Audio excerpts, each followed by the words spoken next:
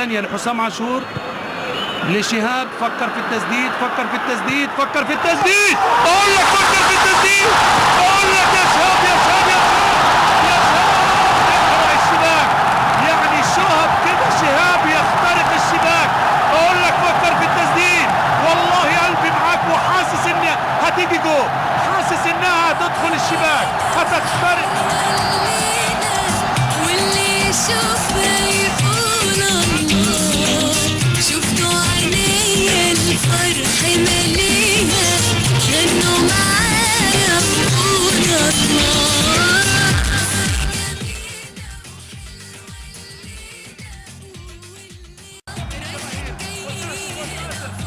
طلقة من حوالي 40 ياردة أو 38 ياردة، طلقة مفيش كلام.